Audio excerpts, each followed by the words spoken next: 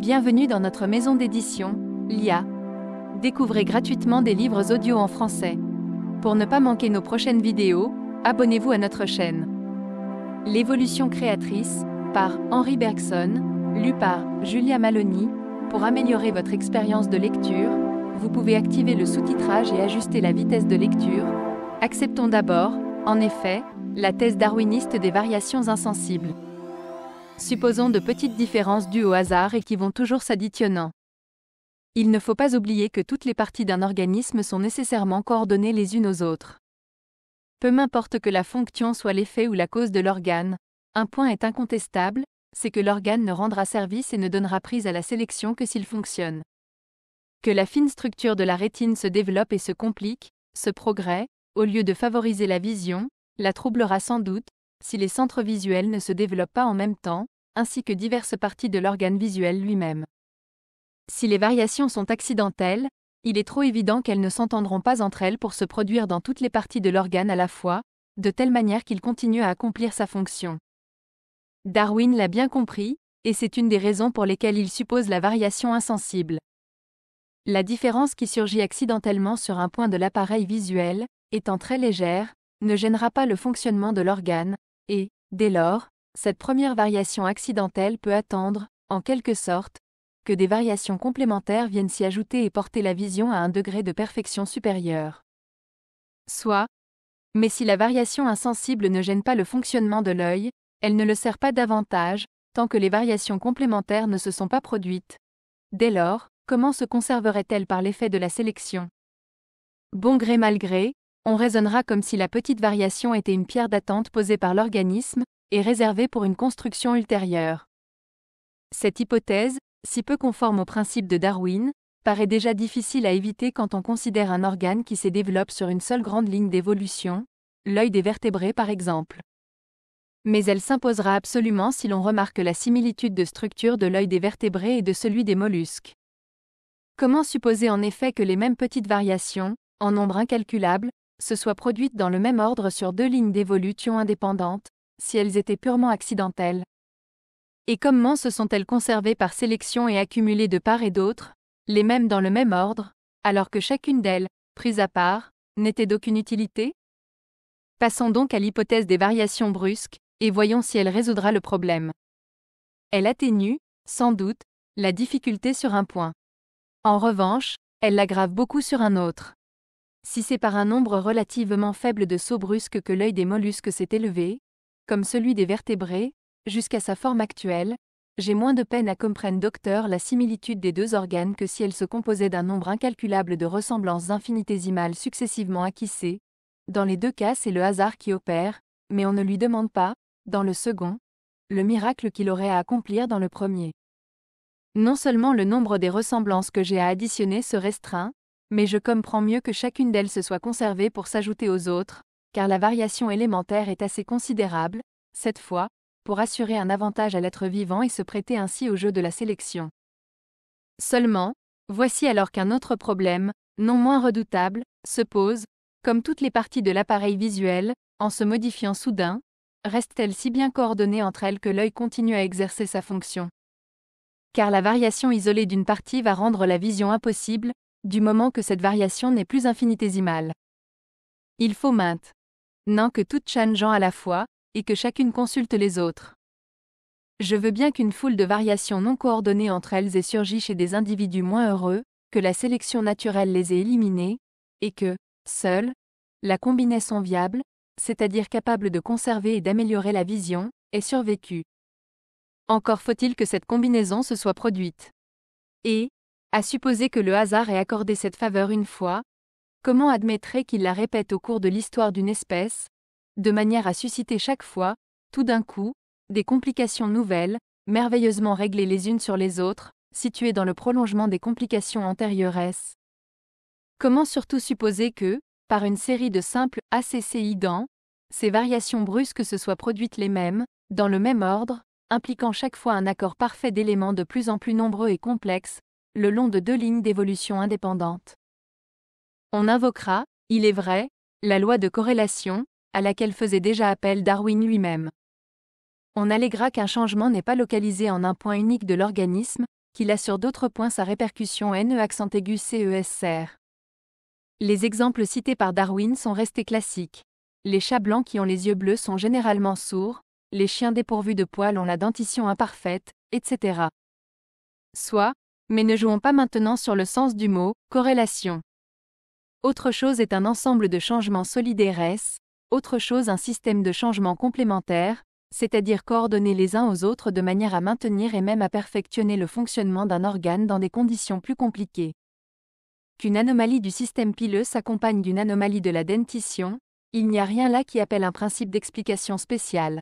Poils et dents sont des formations similaires, et la même altération chimique du germe qui entrave la formation des poils doit sans doute gêner celle des dents. C'est probablement à des causes du même genre qu'il faut attribuer la surdité des chats blancs aux yeux bleus.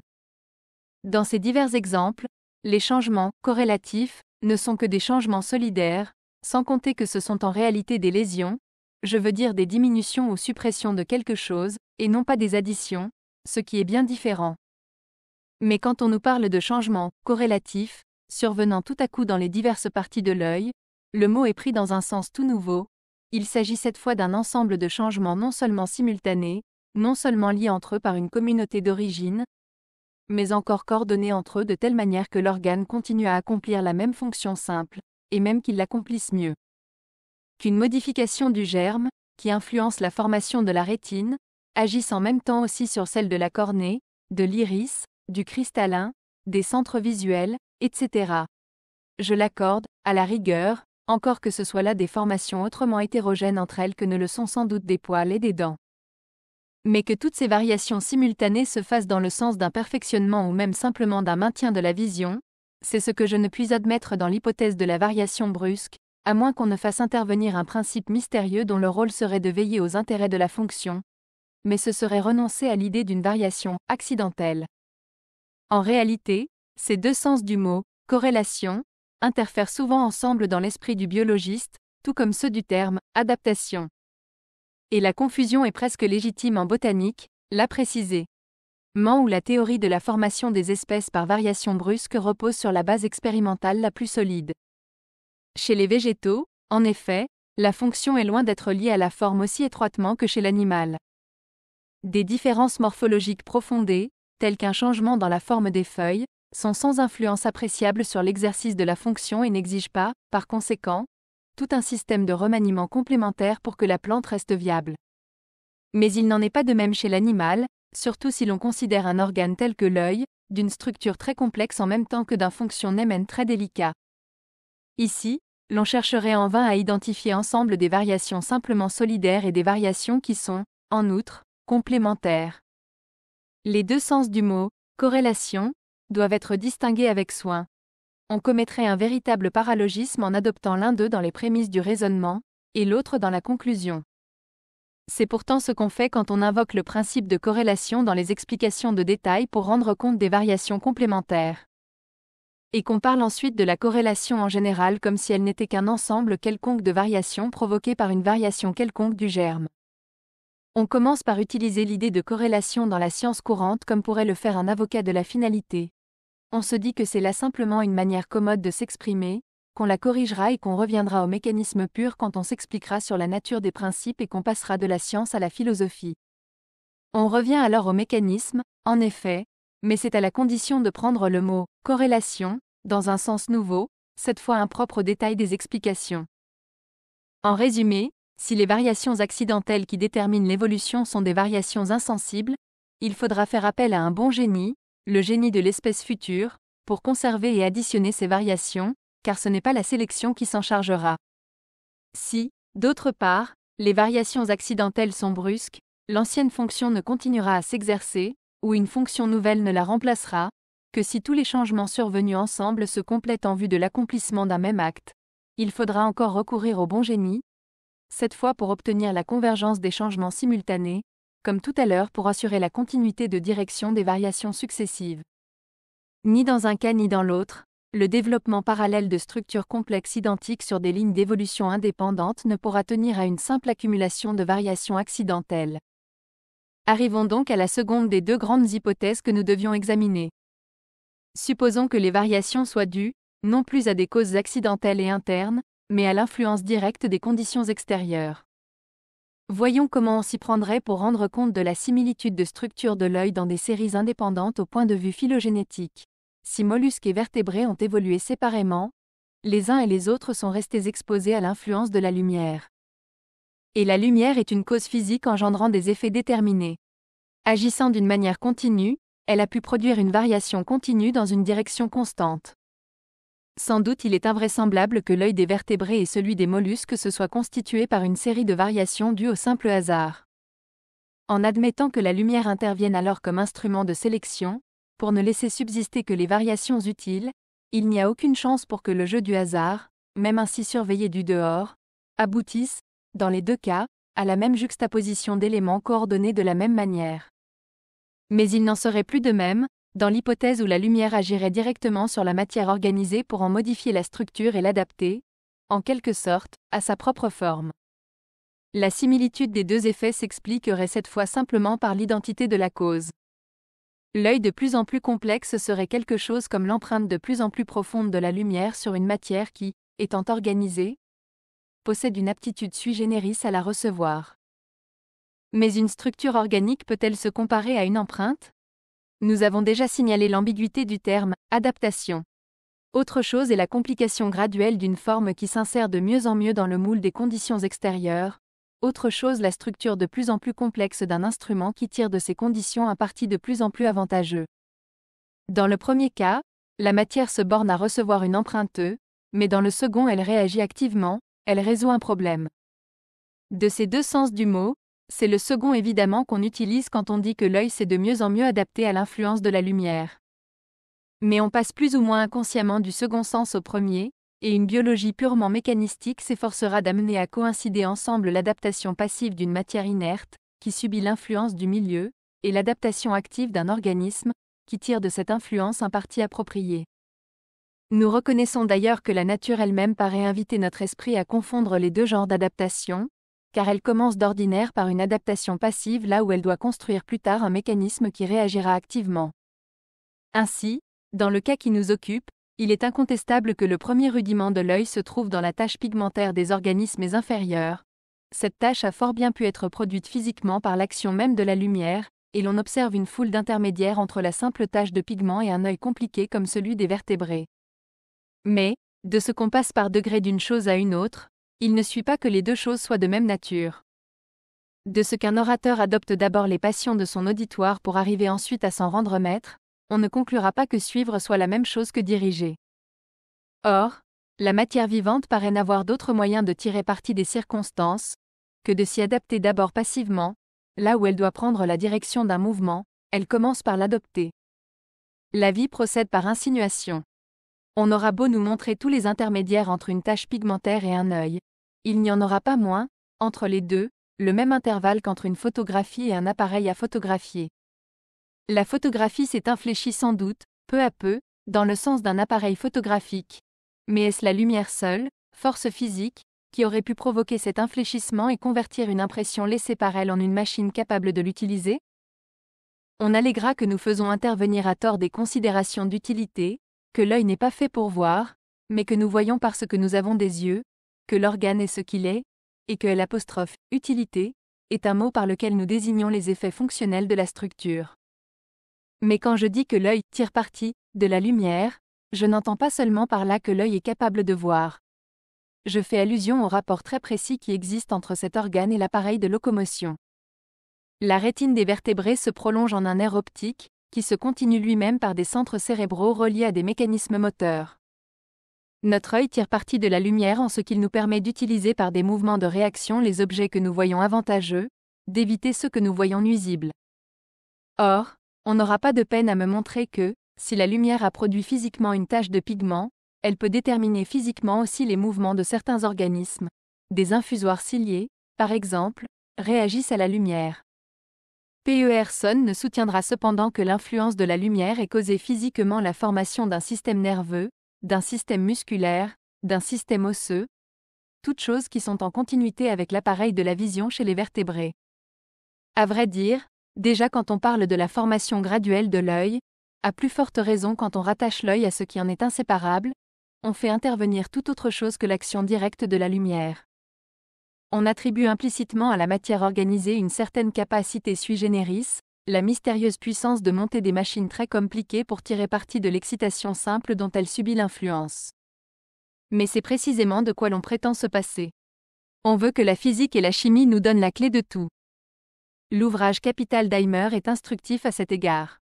On sait quel pénétrant effort ce biologiste a fait pour démontrer que la transformation s'opère, par l'effet d'une influence continue de l'extérieur sur l'intérieur, dans un sens bien défini et non pas, comme le voulait Darwin, par des variations accidentelles.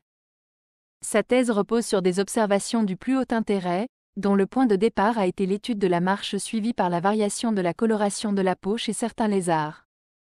D'autre part, les expériences déjà anciennes de Dorfmeister montrent qu'une même chrysalide, selon qu'on la soumet au froid ou au chaud, donne naissance à des papillons assez différents qui avaient été considérés pendant longtemps comme des espèces indépendantes, Vanessa levana et Vanessa prorsa.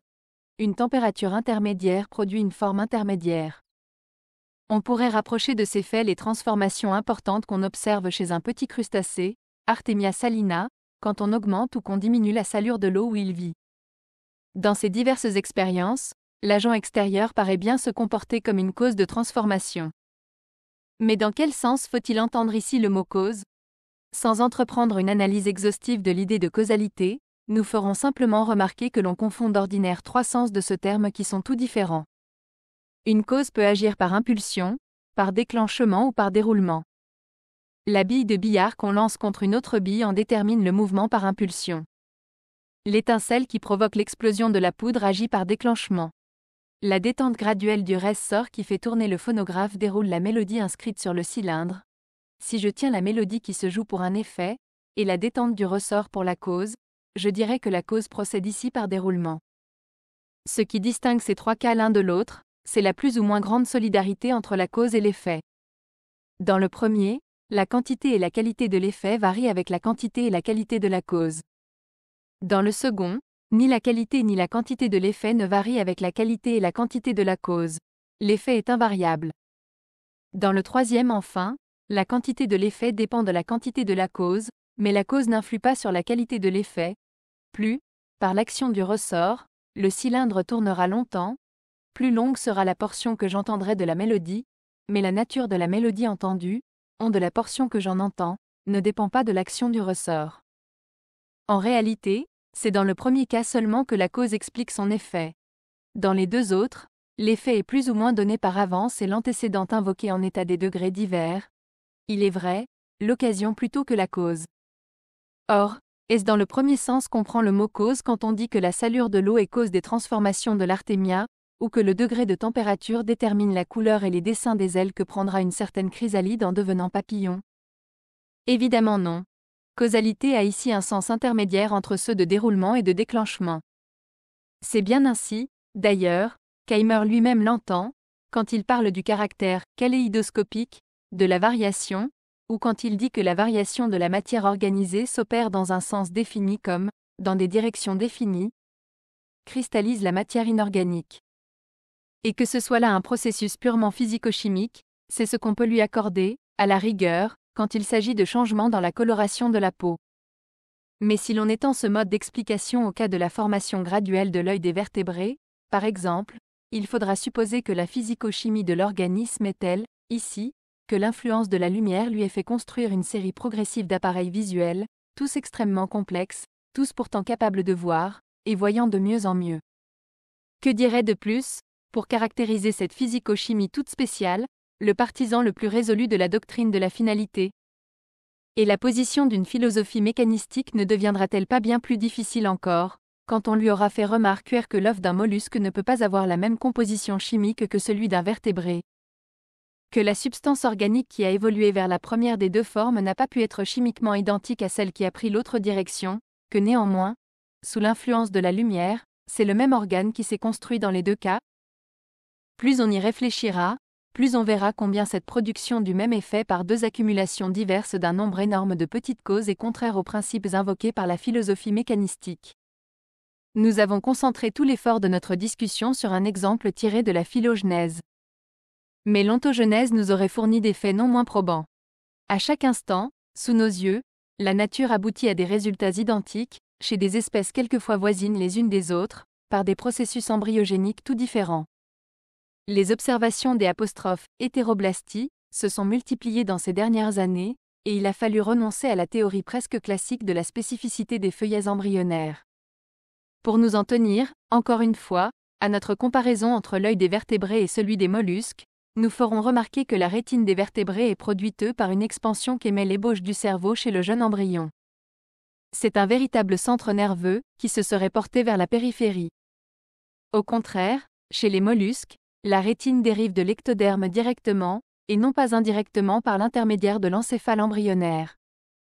Ce sont donc bien des processus évolutifs différents qui aboutissent, chez l'homme et chez le peigne, au développement d'une même rétine. Mais, sans même aller jusqu'à comparer entre deux organismes aussi éloignés l'un de l'autre, on arriverait à une conclusion identique en étudiant, dans un seul et même organisme, certains faits bien curieux de régénération. Si l'on extirpe le cristallin d'un triton, on assiste à la régénération du cristallin par l'iris. Or, le cristallin primitif s'était constitué aux dépens de l'ectoderme, alors que l'iris est d'origine mésodermique. Bien plus, si, chez la Salamandra maculata, on enlève le cristallin en respectant l'iris, c'est par la partie supérieure de l'iris que se fait encore la régénération du cristallin, mais, si l'on supprime cette partie supérieure de l'iris elle-même, la régénération s'ébauche dans la couche intérieure ou rétinienne de la région restante. Ainsi des parties différemment situées, différemment constituées, accomplissant en temps normal des fonctions différentes, sont capables de faire les mêmes suppléances et de fabriquer, quand il le faut, les mêmes pièces de la machine. Nous avons bien ici un même effet obtenu par des combinaisons diverses de causes. Bon gré mal gré, c'est à un principe interne de direction qu'il faudra faire appel pour obtenir cette convergence d'effets. La possibilité d'une telle convergence n'apparaît ni dans la thèse darwiniste et surtout néo-darwiniste des variations accidentelles insensibles, ni dans l'hypothèse des variations ACCI dentelles brusques, ni même dans la théorie qui assigne des directions définies à l'évolution des divers organes par une espèce de composition mécanique entre les forces extérieures et des forces internes. Arrivons donc à la seule des formes actuelles de l'évolutionnisme dont il nous reste encore à parler, le néo-lamarckisme. On sait que Lamarck attribuait à l'être vivant la faculté de varier par suite de l'usage ou du non-usage de ses organes, et aussi de transmettre la variation ainsi acquise à ses descendants. C'est à une doctrine du même genre que se rallient aujourd'hui un certain nombre de biologistes. La variation qui aboutit à produire une espèce nouvelle ne serait pas une variation accidentelle inhérente au germe lui-même, elle ne serait pas non plus réglée par un déterminisme sui generis, qui développerait des caractères déterminés dans un sens déterminé, indépendamment de tout souci d'utilité. Elle naîtrait de l'effort même de l'être vivant pour s'adapter aux conditions où il doit vivre. Cet effort pourrait d'ailleurs n'être que l'exercice mécanique de certains organes, mécaniquement provoqué par la pression des circonstances extérieures. Mais il pourrait aussi impliquer conscience et volonté, et c'est dans ce dernier sens que paraît l'entendre un des représentants les plus éminents de la doctrine, le naturaliste américain Coppée. Le néo-lamarckisme est donc, de toutes les formes actuelles de l'évolutionnisme, la seule qui soit capable d'admettre un principe interne et psychologique de développement, encore qu'il n'y fasse pas nécessairement appel. Et c'est aussi le seul évolutionnisme qui nous paraisse rendre compte de la formation d'organes complexes identiques sur des lignes indépendantes de développement. On conçoit, en effet, que le même effort pour tirer parti des mêmes circonstances aboutisse au même résultat, surtout si le problème posé par les circonstances extérieures est de ceux qui n'admettent qu'une solution. Reste à savoir si le terme « effort » ne doit pas se prendre alors dans un sens plus profond, plus psychologique encore qu'aucun néo-lamarckien ne le suppose. Autre chose est en effet une simple variation de grandeur, autre chose un changement de forme. Qu'un organe puisse se fortifier et s'accroître par l'exercice, nul ne le contestera. Mais il y a loin de là au développement progressif d'un œil comme celui des mollusques et des vertébrés. Si c'est à la prolongation de l'influence de la lumière, passivement reçue, qu'on attribue cet effet, on retombe sur la thèse que nous venons de critiquer.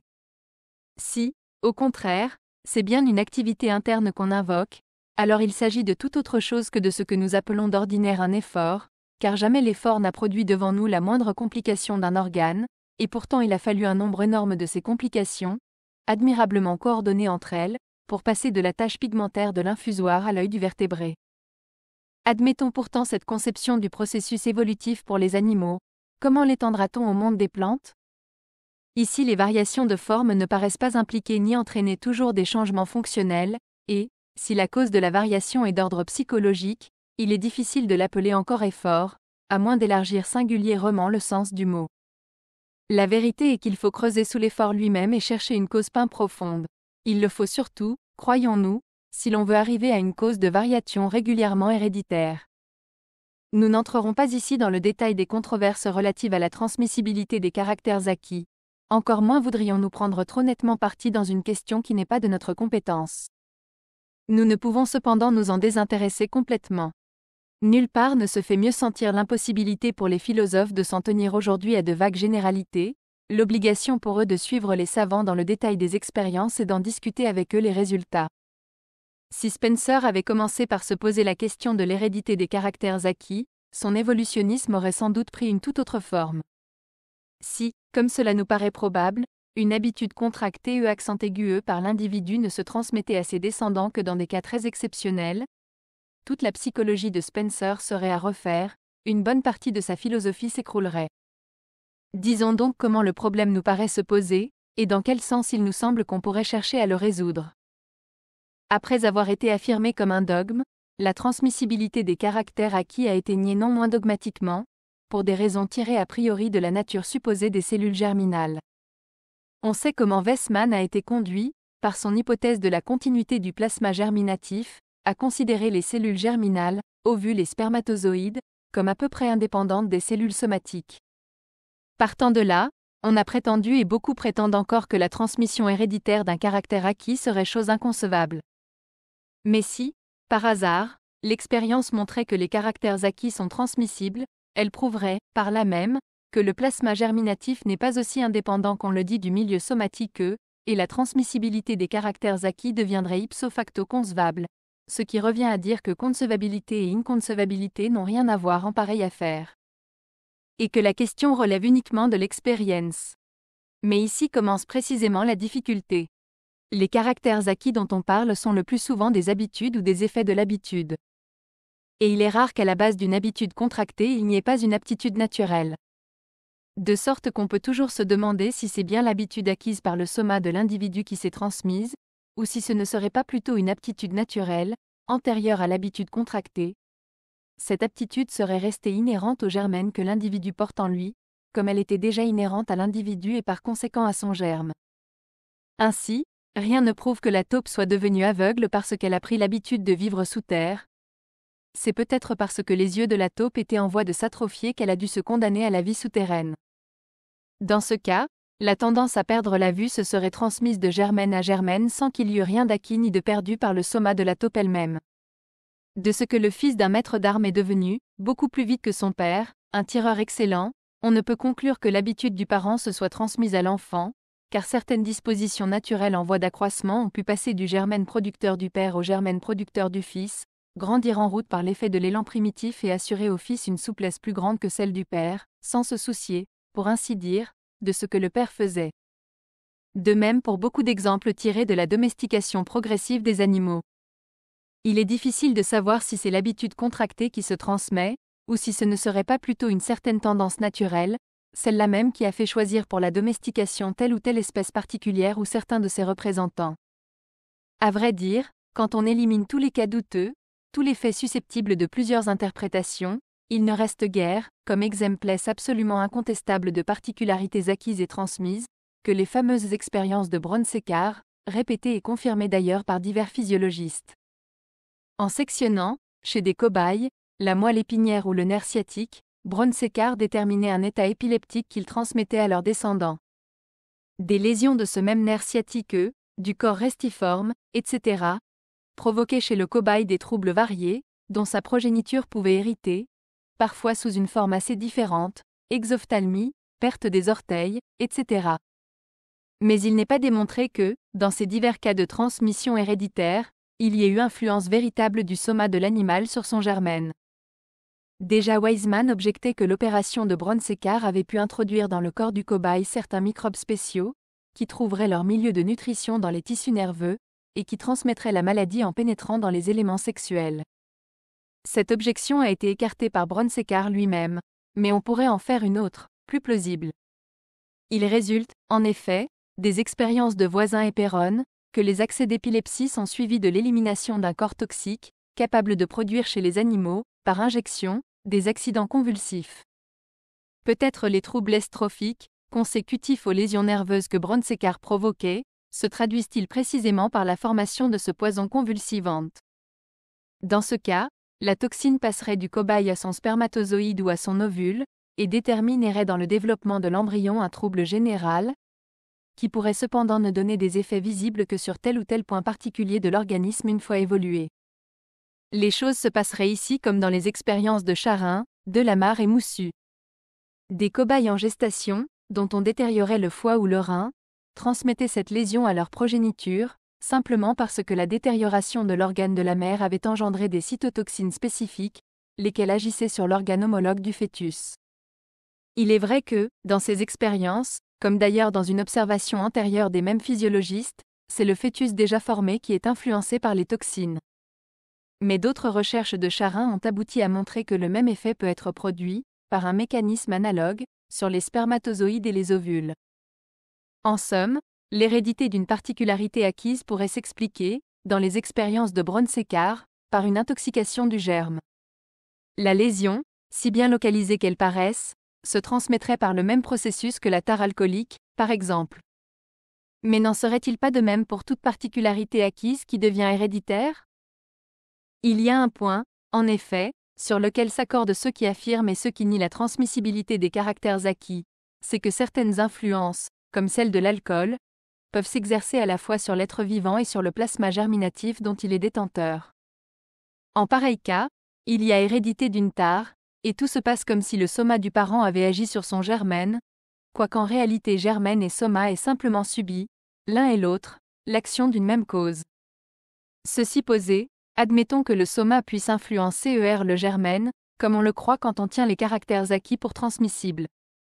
L'hypothèse la plus naturelle n'est-elle pas de supposer que les choses se passeront dans ce second cas comme dans le premier, et que l'effet direct de cette influence du soma sera une altération générale du plasma germinatif ? S'il en était ainsi, ce serait par exception, et en quelque sorte par accident, que la modification du descendant serait la même que celle du parent. Il en sera comme de l'hérédité de la tare alcoolique, celle-ci passe sans doute du père aux enfants, mais elle peut prendre chez chacun des enfants une forme différente, et chez aucun d'eux ne ressembler à ce qu'elle était chez le père. Appelons C le changement survenu dans le plasma, C pouvant d'ailleurs être positif ou négatif, c'est-à-dire représenter ou le gain ou la perte de certaines substances.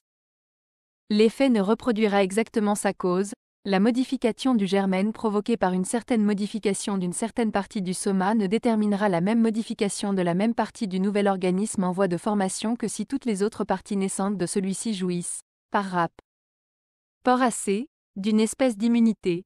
La même partie sera alors modifiée dans le nouvel organisme, parce que la formation de cette partie se sera trouvée seule sensible à la nouvelle influence. Encore pourra-t-elle être modifiée dans un tout autre sens que ne l'était la partie correspondante de l'organisme générateur. Nous proposerions donc d'introduire une distinction entre l'hérédité de l'écart et celle du caractère. Un individu qui acquiert un caractère nouveau s'écarte par là de la forme qu'il avait et qu'aurait reproduite, en se développant, les germes ou plus souvent les demi-germes dont il est détenteur. Si cette modification n'entraîne pas la production de substances capables de modifier le germène, ou une altération générale de la nutrition susceptible de le priver de certains de ces éléments, elle n'aura aucun effet sur la descendance de l'individu. C'est ce qui arrive sans doute le plus souvent. Que si, au contraire, elle a quelque effet, c'est probablement par l'intermédiaire d'un changement chimique qu'elle aura déterminé dans le plasma germinatif. Ce changement chimique pourra par exception ramener la modification originelle dans l'organisme que le germe va développer, mais il y a autant et plus de chances pour qu'il fasse autre chose. Dans ce dernier cas, l'organisme engendré peut-être s'écartera du type normal autant que l'organisme générateur, mais il s'en écartera différemment. Il aura hérité de l'écart et non pas du caractère. En général, donc, les habitudes contractées par un individu n'ont probablement aucun retentissement sur sa descendance, et, quand elles en ont, la modification survenue chez les descendants peut n'avoir aucune ressemblance visible avec la modification originelle. Telle est du moins l'hypothèse qui nous paraît la plus vraisemblable. En tout cas, jusqu'à preuve du contraire, et tant qu'on n'aura pas institué les expériences décisives réclamées par un biologiste éminent, nous devons nous en tenir aux résultats actuels de l'observation. Or, en mettant les choses au mieux pour la thèse de la transmissibilité des caractères acquis, en supposant que le prétendu caractère acquis ne soit pas, dans la plupart des cas, le développement plus ou moins tardif d'un caractère inné, les faits nous montrent que la transmission héréditaire est l'exception et non pas la règle. Comment attendre d'elle qu'elle développe un organe tel que l'œil? Quand on pense au nombre énorme de variations, toutes dirigées dans le même sens, qu'il faut supposer accumuler les unes sur les autres pour passer de la tache pigmentaire de l'infusoire à l'œil du mollusque et du vertébré, on se demande comment l'hérédité, telle que nous l'observons, aurait jamais déterminé cet amoncellement de différences, à supposer que des efforts individuels eussent pu produire chacune d'elles en particulier. C'est dire que le néo-lamarckisme, pas plus que les autres formes de l'évolutionnisme, ne nous paraît capable de résoudre le problème. En soumettant ainsi les diverses formes actuelles de l'évolutionnisme à une commune épreuve, en montrant qu'elles viennent toutes se heurter à une même insurmontable difficulté, nous n'avons nullement l'intention de les renvoyer dos à dos.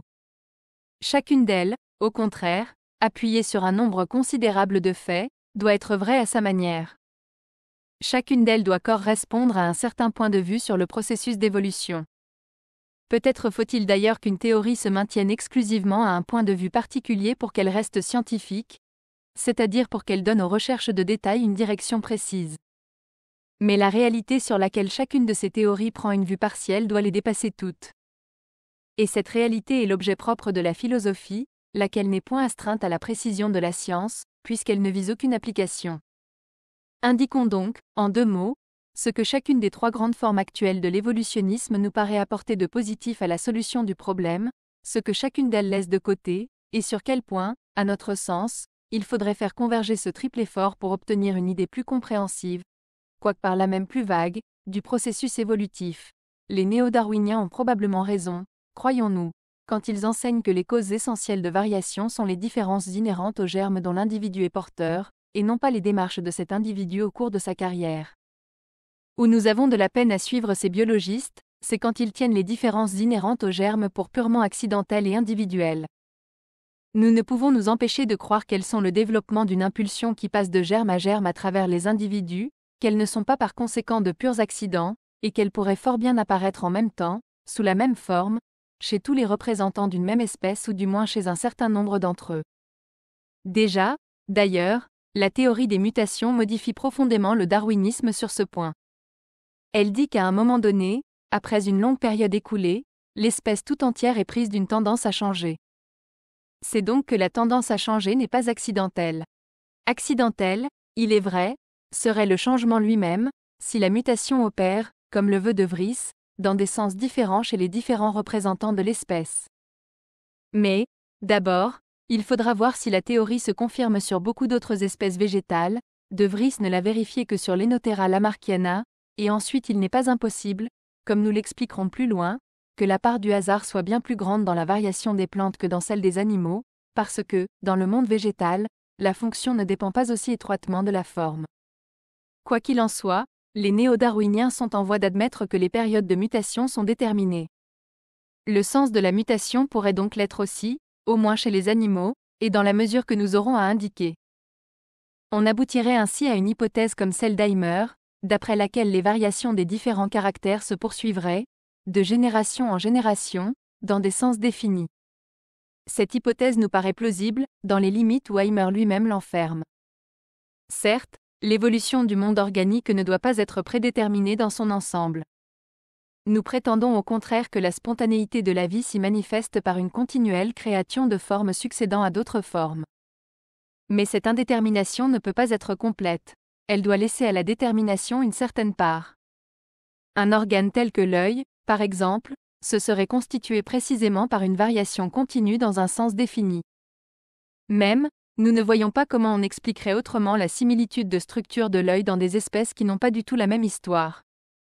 Où nous nous séparons d'Eimer, c'est lorsqu'il prétend que des combinaisons de causes physiques et chimiques suffisent à assurer le résultat.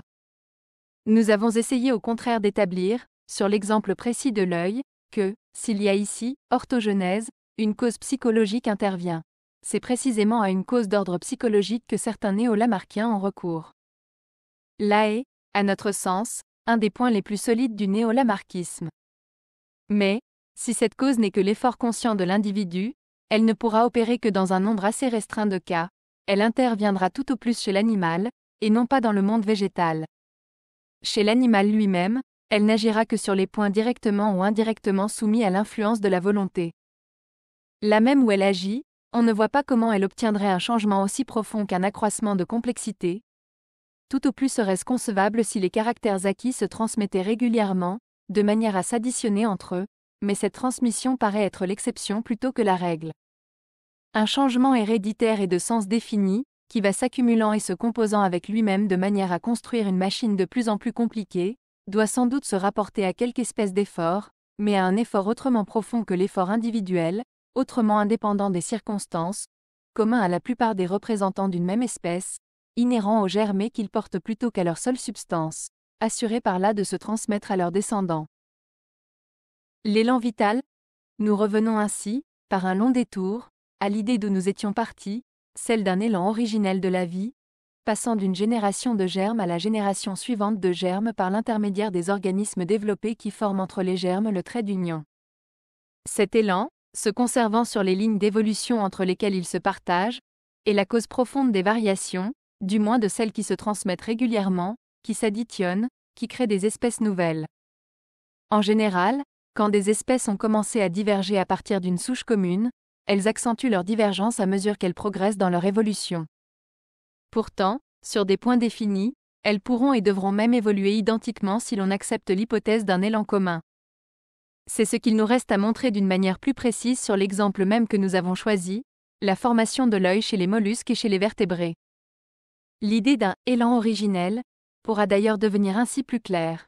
Deux points sont également frappants dans un organe tel que l'atyle: la complexité de la structure et la simplicité du fonctionnement.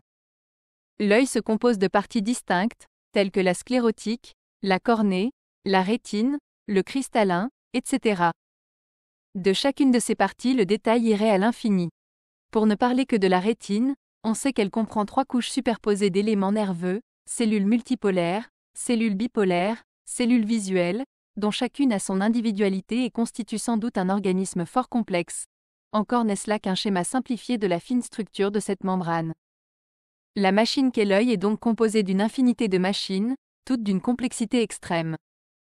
Pourtant la vision est un fait simple. Dès que l'œil s'ouvre, la vision s'opère. Précisément parce que le fonctionnement est simple, la plus légère distraction de la nature dans la construction de la machine infiniment compliquée eût rendu la vision impossible. C'est ce contraste entre la complexité de l'organe et l'unité de la fonction qui déconcerte l'esprit. Une théorie mécanistique sera celle qui nous fera assister à la construction graduelle de la machine sous l'influence des circonstances extérieures, intervenant directement par une action sur les tissus ou indirectement par la sélection des mieux adaptés. Mais, quelque forme que prenne cette thèse, à supposer qu'elle vaille quelque chose pour le détail des parties, elle ne jette aucune lumière sur leur corrélation. Survient alors la doctrine de la finalité. Elle dit que les parties ont été assemblées sur un plan préconçu, en vue d'un but. En quoi elle assimile le travail de la nature à celui de l'ouvrier qui procède, lui aussi, par assemblage de parties en vue de la réalisation d'une idée ou de l'imitation d'un modèle. Le mécanisme reprochera donc avec raison au finalisme son caractère anthropomorphique. Mais il ne s'aperçoit pas qu'il procède lui-même selon cette méthode, en la tronquant simplement. Sans doute il a fait table rase de la fin poursuivie ou du modèle idéal. Mais il veut, lui aussi, que la nature ait travaillé comme l'ouvrier humain, en assemblant des parties. Un simple coup d'œil jeté sur le développement d'un embryon lui eût pourtant montré que la vie s'y prend tout autrement. Elle ne procède pas par association et addition d'éléments mais par dissociation et dédoublement. Il faut donc dépasser l'un et l'autre point de vue, celui du mécanisme et celui du finalisme, lesquels ne sont, au fond, que des points de vue où l'esprit humain a été conduit par le spectacle du travail de l'homme. Mais dans quel sens les dépasser? Nous disions que, de décomposition en décomposition, quand on analyse la structure d'un organe, on va à l'infini, quoique le fonctionnement du tout soit chose simple. Ce contraste entre la complication à l'infini de l'organe et la simplicité extrême de la fonction est précisément ce qui devrait nous ouvrir les yeux. En général, quand un même objet apparaît d'un côté comme simple et de l'autre comme indéfiniment composé, les deux aspects sont loin d'avoir la même importance, ou plutôt le même degré de réalité. La simplicité appartient alors à l'objet même, et l'infini de complications à des vues que nous prenons sur l'objet en tournant autour de lui, aux symboles juxtaposés par lesquels nos sens ou notre intelligence nous le représentent, plus généralement à des éléments d'ordre différents avec lesquels nous essayons de l'imiter artificiellement, mais avec lesquels aussi il reste incommensurable, étant d'une autre nature qu'eux. Un artiste de génie a peint une figure sur la toile. Nous pourrons imiter son tableau avec des carreaux de mosaïque multicolores. Et nous reproduirons d'autant mieux les courbes et les nuances du modèle que nos carreaux seront plus petits, plus nombreux, plus variés de tons. Mais il faudrait une infinité d'éléments infiniment petits, présentant une infinité de nuances, pour obtenir l'exact équivalent de cette figure que l'artiste a conçue comme une chose simple, qu'il a voulu transporter en bloc sur la toile, et qui est d'autant plus achevée qu'elle apparaît mieux comme la projection d'une intuition indivisible. Maintenant, supposons nos yeux ainsi faits qu'ils ne puissent s'empêcher de voir dans l'œuvre du maître un effet de mosaïque. Ou supposons notre intelligence ainsi faite qu'elle ne puisse s'expliquer l'apparition de la figure sur la toile autrement que par un travail de mosaïque. Nous pourrions alors parler simplement d'un assemblage de petits carreaux, et nous serions dans l'hypothèse mécanistique. Nous pourrions ajouter qu'il a fallu, en outre de la matérialité de l'assemblage, un plan sur lequel le mosaïste travailla, nous nous exprimerions cette fois en finaliste. Mais ni dans un cas ni dans l'autre nous n'atteindrions le processus réel, car il n'y a pas eu de carreaux assemblés. C'est le tableau, je veux dire l'acte simple projeté sur la toile, qui, par le seul fait d'entrer dans notre perception, s'est décomposé lui-même à nos yeux en mille et mille petits carreaux qui présentent, en tant que recomposés, un admirable arrangement. Ainsi l'œil, avec sa merveilleuse complexité de structure, pourrait n'être que l'acte simple de la vision, en tant qu'il se divise pour nous en une mosaïque de cellules, dont l'ordre nous semble merveilleux une fois que nous nous sommes représenté le tout comme un assemblage. Si je lève la main de A en B, ce mouvement m'apparaît à la fois sous deux aspects. Senti du dedans, c'est un acte simple, indivisible. Aperçu du dehors, c'est le parcours d'une certaine courbe AB. Dans cette ligne je distinguerai autant de positions que je voudrais, et la ligne elle-même pourra être définie une certaine coordination de ces positions entre elles. Mais les positions en nombre infini, et l'ordre qui relie les positions les unes aux autres, sont sortis automatiquement de l'acte indivisible par lequel ma main est allée de A en B. Le mécanisme consisterait ici à ne voir que les positions. Le finalisme tiendrait compte de leur ordre. Mais mécanisme et finalisme passeraient, l'un et l'autre, à côté du mouvement, qui est la réalité même.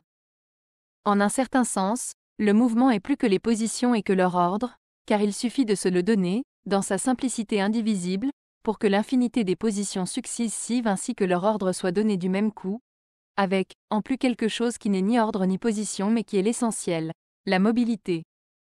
Mais, en un autre sens, le mouvement est moins que la série des positions avec l'ordre qui les relie, car, pour disposer des points dans un certain ordre, il faut d'abord se représenter l'ordre et ensuite le réaliser avec des points.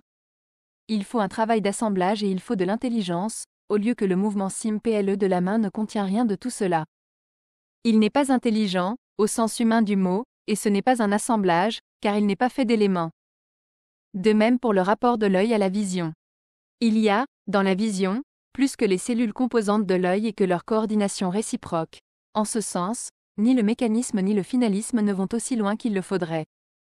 Mais, en un autre sens, mécanisme et finalisme vont trop loin l'un et l'autre, car ils attribuent à la nature le plus formidable des travaux d'Hercule en voulant qu'elle ait haussé jusqu'à l'acte simple de vision une infinité d'éléments infiniment compliqués, alors que la nature n'a pas eu plus de peine à faire un œil que je n'en ai à lever la main.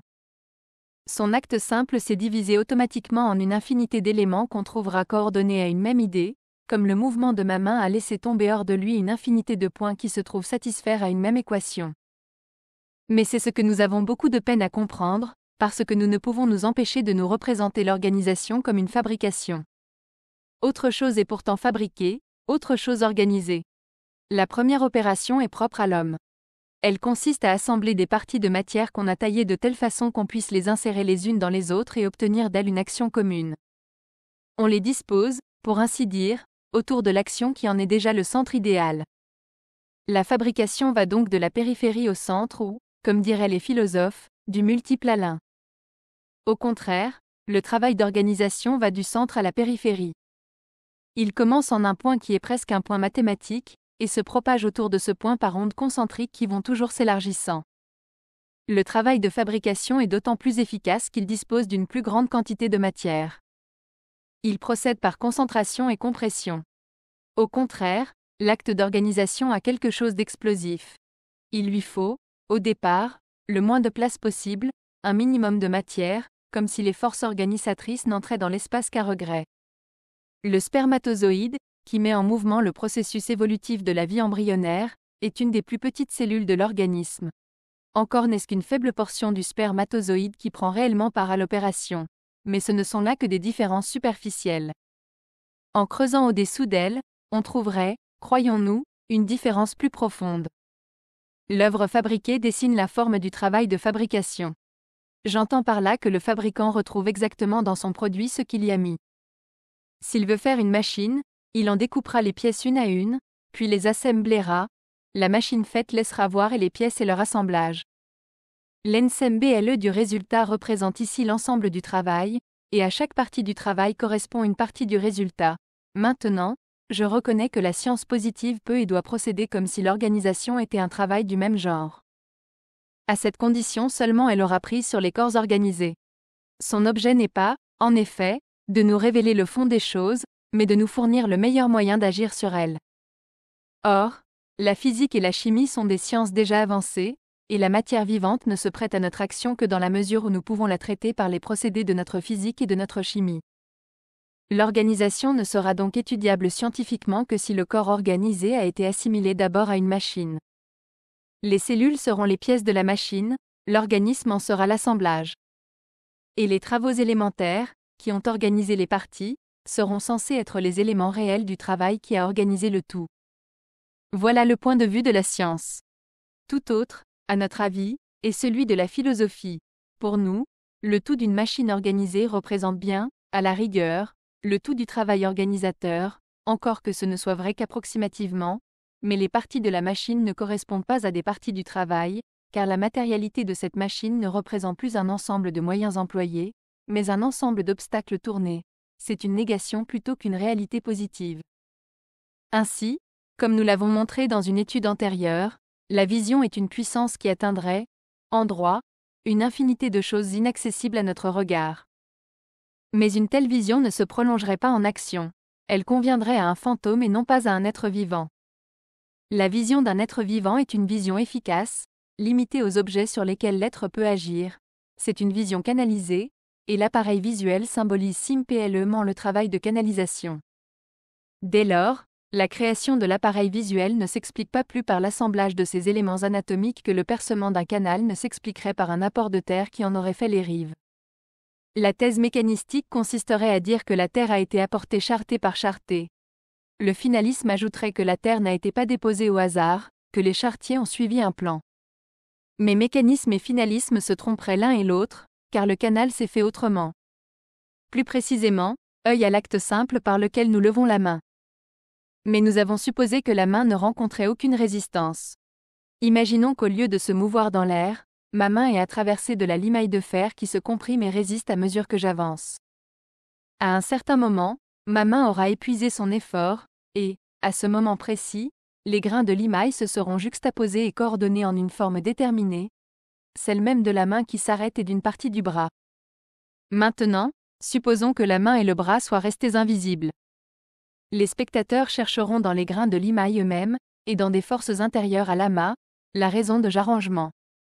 Les uns rapporteront la position de chaque grain à l'action que les grains voisins exercent sur lui, ce seront des mécanistes.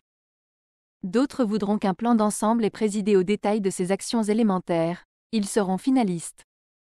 Mais la vérité est qu'il y a tout simplement eu un acte indivisible, celui de la main traversant la limaille, l'inépuisable détail du mouvement des grains, ainsi que l'ordre de leur arrangement final, exprime négativement, en quelque sorte, ce mouvement indivisé, étant la forme globale d'une résistance et non pas une synthèse d'actions positives élémentaires.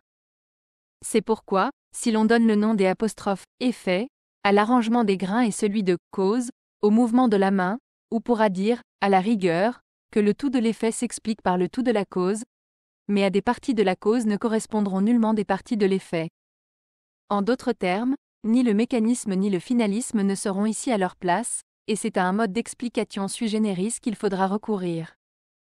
Or, dans l'hypothèse que nous proposons, le rapport de la vision à l'appareil visuel serait à peu près celui de la main à la limaille de fer qui en dessine, en canalise et en limite le mouvement. Plus l'effort de la main est considérable, plus elle va loin à l'intérieur de la limaille.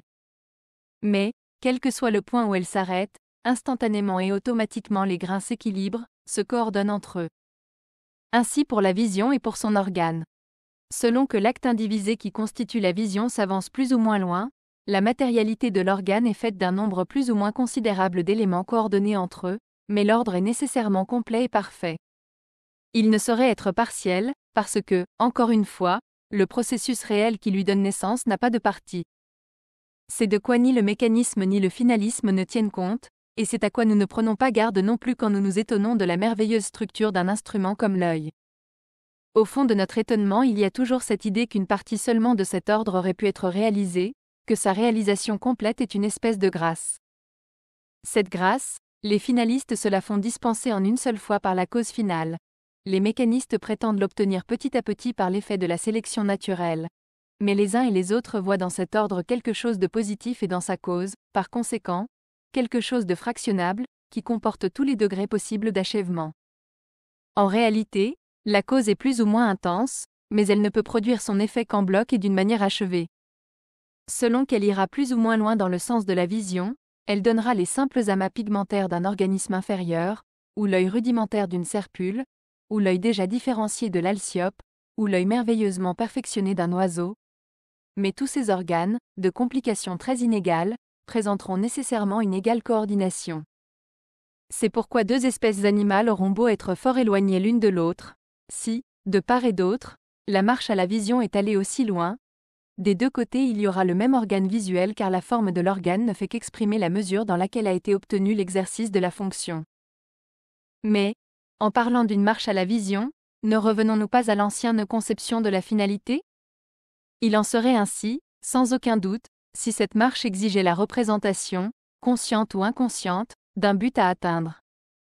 Mais la vérité est qu'elle s'effectue en vertu de l'élan originel de la vie, qu'elle est impliquée dans ce mouvement même, et que c'est précisément pourquoi on la retrouve sur des lignes d'évolution indépendantes. Que si maintenant on nous demandait pourquoi et comment elle y est impliquée, nous répondrions que la vie est, avant tout, une tendance à agir sur la matière brute.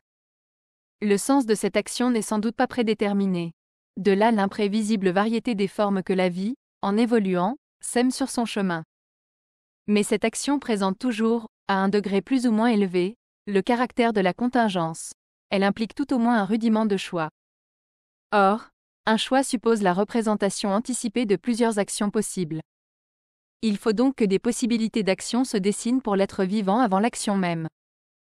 La perception visuelle n'est pas autre chose. Les contours visibles des corps sont le dessin de notre action éventuelle sur eux.